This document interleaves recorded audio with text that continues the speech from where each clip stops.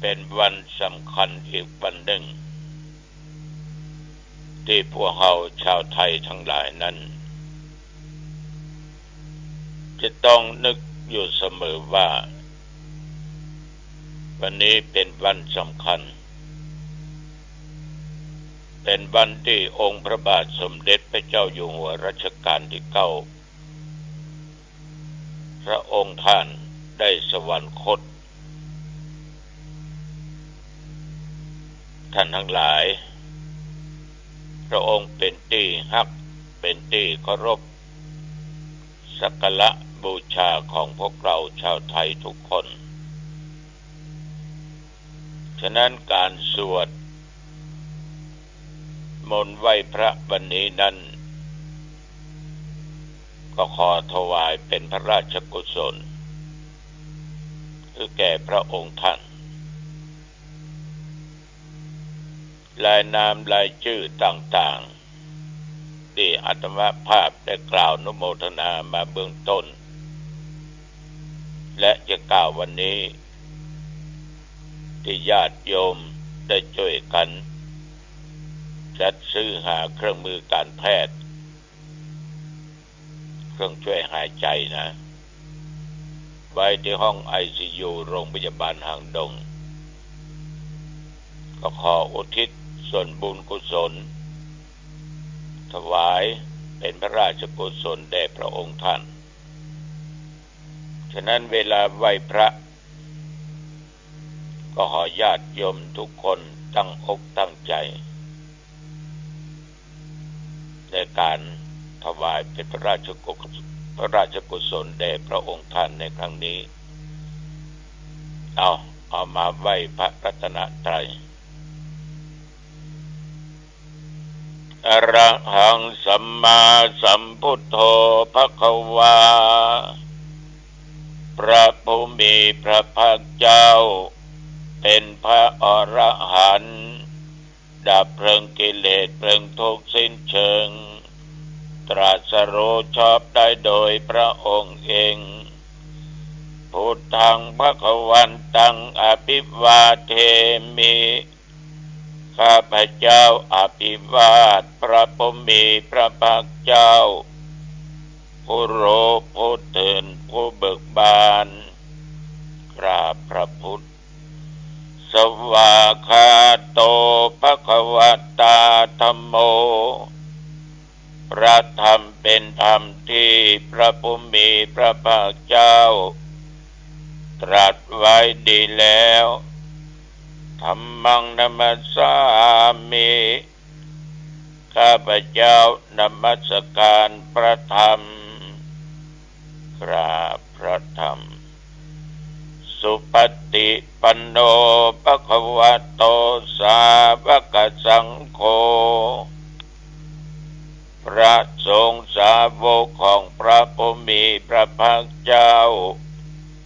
ปฏิบัติดีแล้วสังฆังนัมมามิข้าพเจ้านอบน้อมพระสงฆ์กราบพระสงฆ์นะโมตัสสะภะคะวะโตขอนอบน้อมแด่พระผู้มีพระภาคเจ้าพระองค์นั้นอรหัตโตซึ่งเป็นผู้ไกลจากกิเลสสัมมาสัมพุทธัสสะตรัสรู้ชอบได้โดยพระองค์เองนะโมตัสสะภะคะวะโตขอนอบน้อมแด่พระผู้มีพระภาคเจ้าพระองค์นั้นอรหัตโตซึ่งเป็นผู้ไกลจากกิเลสสัมมาสัมพุทธัสสะตรัสรู้ชอบได้โดยพระองค์เองนะโมตัสสะภะคะวะโตขอนอบน้อมแด่พระผู้มีพระภาคเจ้าพระองค์นั้นอรหัตโต ซึ่งเป็นผู้ไกลจากกิเลสสัมมาสัมพุทธัสสะตรัสรู้ชอบได้โดยพระองค์เองพุทธังสรณังคัจฉามิธัมมังสรณังคัจฉามิสังฆังสรณังคัจฉามิทุติยัมปิพุทธังสรณังคัจฉามิทุติยัมปิธัมมังสรณังคัจฉามิทุติยัมปิสังฆังสรณังคัจฉามิตติยัมปิพุทธังสรณังคัจฉามิตติยัมปิธัมมังสรณังคัจฉามิตติยัมปิสังฆังสรณังคัจฉามิอิติปิโสภะคะวะอะระหังสัมมาสัมพุทโธวิชาจารณะสัมปันโนสุขโตโลกวิโตอนุตตรปุริสธรรมสารถิสัทธาเทวมนุสสนังพุทโธภะคะวะติสวากขาโตภะคะวะตาธัมโมสันติติโกอากาลิโกเอหิปัสสิโกโอปันญิโกปัจจตังเวทิตาภวินโยอิติสุปฏิปันโนภะคะวะโตสาวกสังโฆอุชุปฏิปันโนภะคะวะโตสาวกสังโฆ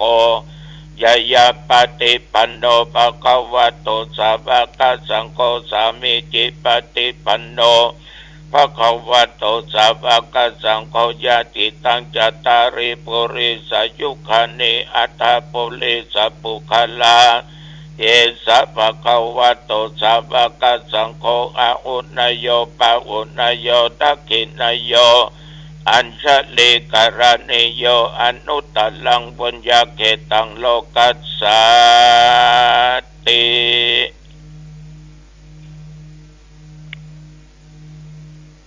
ขอคุณแห่งพระรัตนตรัยพระคุณแห่งพระพุทธรัตนะพระธรรมรัตนะพระสังฆรัตนะขอผลบุญต่างๆที่พวกเราทั้งหลายได้กระทำมาได้มีจิตเจตนาช่วยกันบริจาคจตุปัจจัยวัตถุทายธรรมเพื่อจัดหาซื้อเครื่องมือการแพทย์เครื่องช่วยหายใจไว้ห้อง ICU ของโรงพยาบาลหางดงนับแต่ต้นมาจนถึงปัจจุบันนี้ขอบุญกุศลต่างๆที่ญาติโยมทั้งหลายได้กระทำเราขอถวายเป็นพระราชกุศลแด่องค์พระบาทสมเด็จพระเจ้าอยู่หัวรัชกาลที่ 9ขอให้พระองค์ท่านนั้นโปรดมารับรู้อนุโมทนาในพลังบุญของข้าพเจ้าทั้งหลายที่ได้กระทำอันเกิดจากการรักษาศีลให้ทานเจริญสมาธิภาวนาขอบุญกุศลจงนำจิตวิญญาณของพระองค์ท่านสู่สุคติสวงสวรรค์และนิพพานด้วยเถิด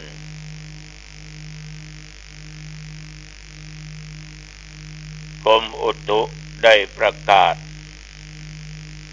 บอกไว้เตือนไว้เสมอว่าระยะนี้ฟ้าฝนลมแรงมีบางแห่งบางที่เกิดความเดือดร้อนน้ำหลากน้ำท่วมกัน สำหรับพี่น้องญาติโยมชาวเชียงใหม่เฮาโชคดีในปีนี้น้ำบ่ท่วมบ่ขังนักในบางที่ก็เกิดน้ำท่วมเหมือนกันแต่อยู่บ่ประเมินบ่พอนานน้ำก็ลดแห้งกับหายตามปกติแต่ว่านี้จนถึงบัดนี้กรมอุตุก็ได้เตือนเหมือนกันแต่ว่าแถวบริเวณวัดหนองตองและใกล้เคียงนั้นตอนเย็นมาก็มีฝนตกเล็กน้อยประปรายหมอกแผ่นดินลายเนี่ยนะหมอกแผ่นดินลายตกคำเดียวก็หายแซบหายสอยญาติโยมท่านผู้ฟังทั้งหลายมาถึงปัจจุบันนี้ก็มีเม็ดฝนบ่ตกเนอะสำหรับอุณหภูมิก็25 องศาก็อยู่ตามปกติอย่างนี้มาได้หลายวันพี่น้องญาติโยม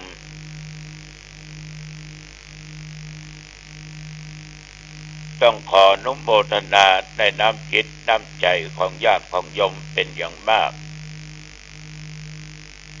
ที่ได้มีเมตตาธรรมกรุณาธรรมต่อเพื่อนมนุษย์ตัวกันเพื่อนร่วมโลกตัวกัน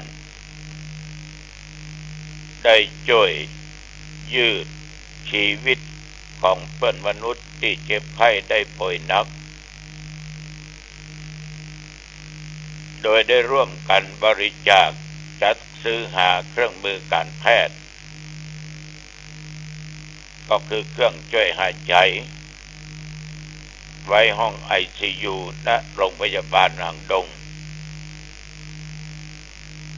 การทำของท่านทั้งหลายนั้นตามความคิดธรรมภาพเป็นการกระทำบุญอันสุดยอดเหมือนญาติเหมือนโยมได้ช่วยกันบริจาคโลหิตบริจาคเลือดแก่สภากาชาดแก่โรงพยาบาลแก่โยมหมอเพื่อนำเอาเลือดแต่ละกรุ๊ปของแต่ละบุคคลนั้นได้ไปช่วยชีวิตเพื่อนมนุษย์ที่ได้เจ็บไข้ได้ป่วยเกิดจากการประสบอุบัติเหตุพ่องหรือว่าต้องการถ่ายเลือดพ่องท่านทั้งหลายเลือดของเฮาเป็นธาตุน้ำเอาเสียสละเอาได้ร่วมบริจาคนับว่าเป็นทานอันประเสริฐยิ่งเช่นเดียวกันกับที่เฮาจัดแบ่งห้อง ICU ไว้รองรับผู้ป่วยหนักเมื่อภัยเจ็บภัยเป็นถ้ามีห้องนี้เขาก็สามารถที่จะช่วยในชีวิตของบุคคลนั้นได้เพื่อได้มีชีวิตอยู่ต่อไปเหมือนกับคนธรรมดาว่าเจ็บว่าเป็นยัง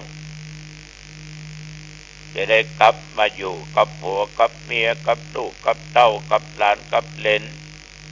เพื่อนพ้องมิตรสหายพี่น้องชาวบ้านจะได้มากินมาทานมารักษาศีลฟังเทศน์ฟังธรรมเจริญเมตตาภาวนาอาตมาภาพซึ่งในน้ำจิตน้ำใจของญาติของโยมเป็นอย่างมากที่ได้หือทานได้ร่วมจิตร่วมใจกันสร้างกองบุญกองกุศลอันยิ่งใหญ่ในครั้งนี้ จะมากจะน้อยก็ได้ชื่อว่าเราทุกคนนั้นมีส่วนร่วมในการช่วยชีวิตคนดังเมื่อตะวานนี้ก็ได้มีหลายท่านหลายคนประการสำคัญญาติโยมที่มาจากบ้านหนองแฝกอำเภอสระปีจังหวัดเชียงใหม่พากันมาบักหน้าหลายตามากินมาทานมากระทำบุญโดยมีจุดประสงค์การไปหาคนที่วายชนคือพ่ออินทร์ชัยวัน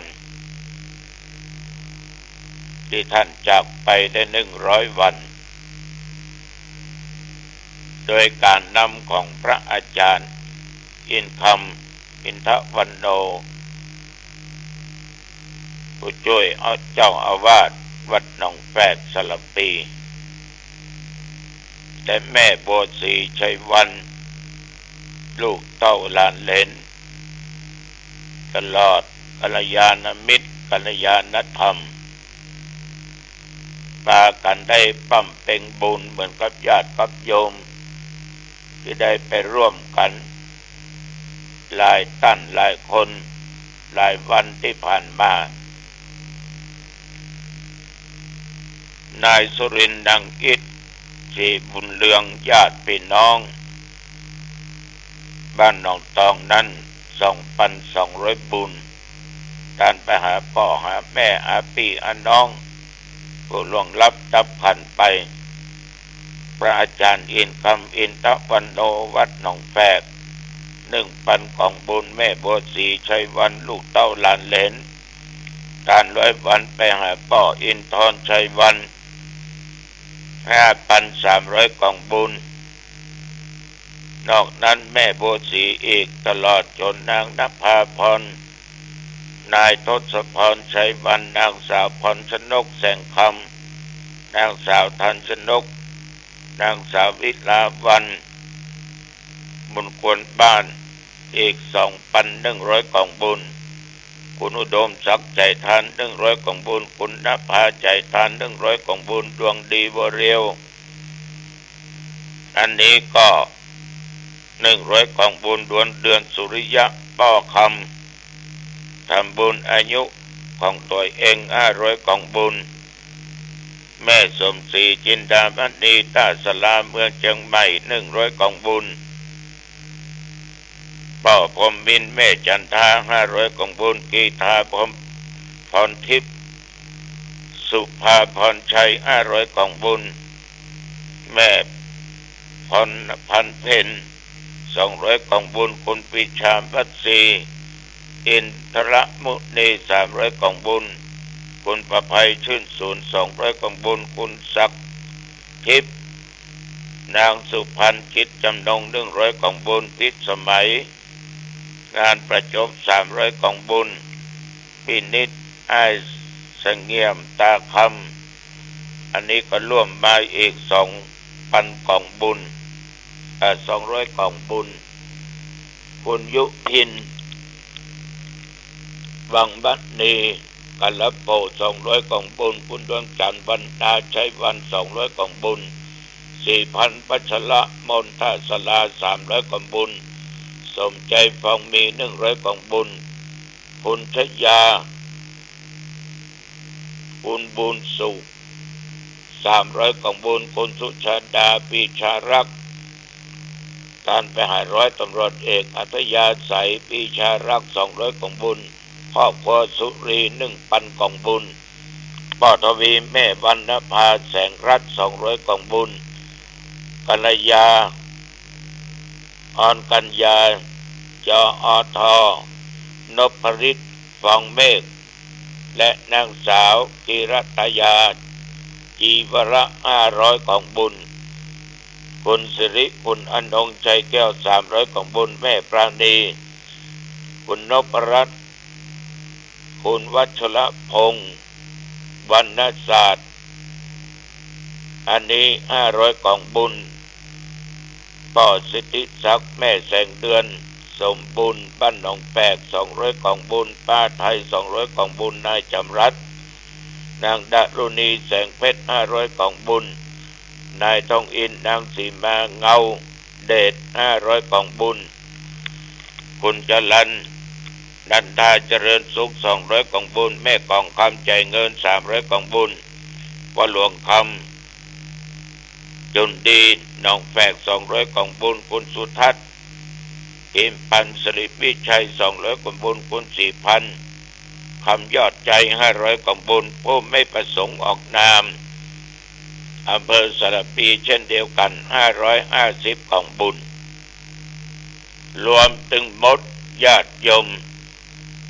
เมื่อตะวันนี้ได้ 18,090 กล่องบุญของคณะพี่น้องบ้านหนองแฝกอำเภอสระปีจังหวัดเชียงใหม่ตัวเจ้าก็ขอผลบุญต่าง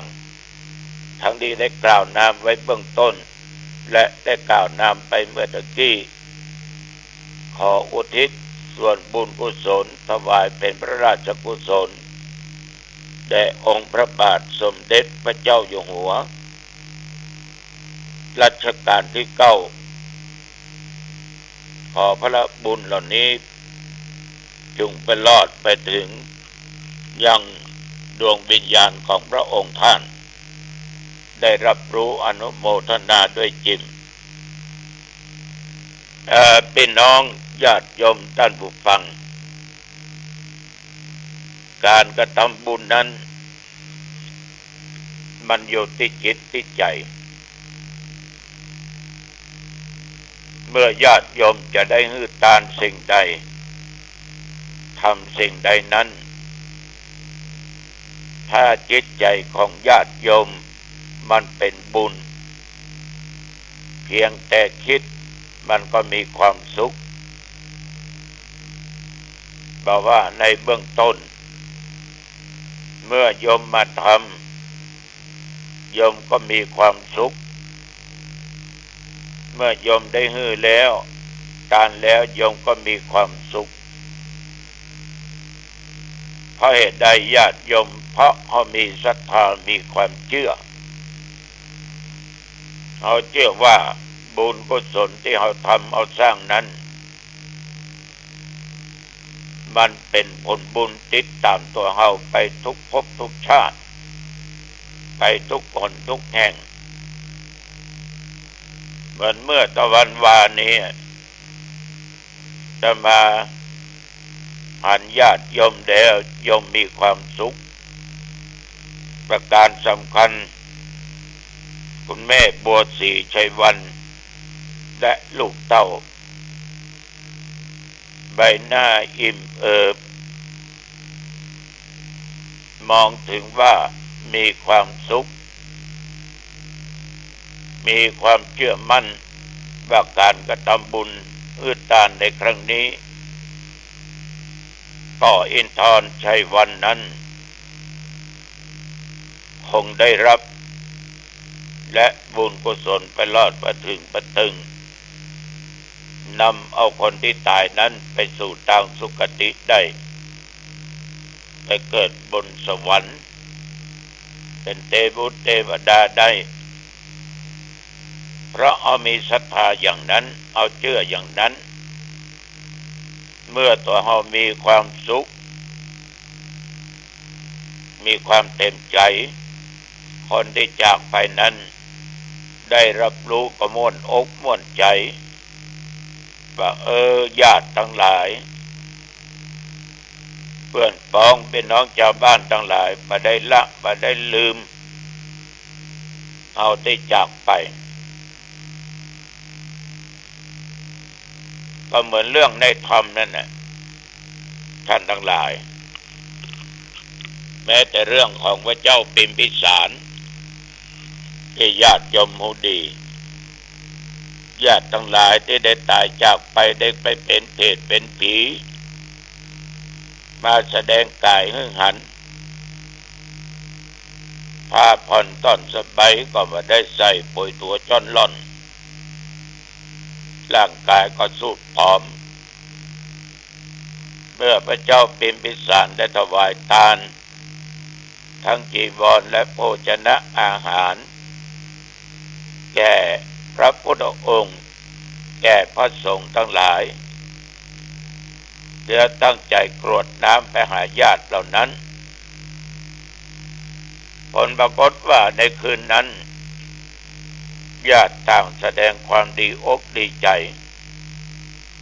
ได้รับส่วนบุญส่วนกุศลที่พระเจ้าพิมพิสารได้กระทำไปหาญาติโยมมันอยู่ที่เจตนาถ้ามีศรัทธามีเจตนาบริสุทธิ์สิ่งใดก็ตามที่เขาทำก็มักสำเร็จผลในสิ่งเหล่านั้นฉะนั้นตุเจ้าในฐานะเป็นปฏิฆาหกเป็นผู้รับก็ได้แผ่บุญกุศลโดยญาติของโยมก็อินทรชัยวันนั้นเพราะว่ากลางคืนและปัจจุบันก็แผ่เมตตาไปให้ต้องขออนุโมทนาขอบใจต่อญาติต่อโยมทุกท่านทุกคนแต่จะไปลืมเน้อวันที่31เดือนตุลาคมเวลาบ่ายโมงเขาจะทอดผ้าป่ามหากุศล หาทุนซื้อเครื่องมือการแพทย์เครื่องช่วยหายใจไว้ห้อง ICU ของโรงพยาบาลหางดงท่านผู้ฟังที่ฟังขอเจริญพรนะโยมเนอะไปกันนักไปกันไกลหลายไปสร้างบุญอันยิ่งใหญ่ในครั้งนี้ก็ขอฝากไว้เอาละวันนี้อายุวันโดสุขัง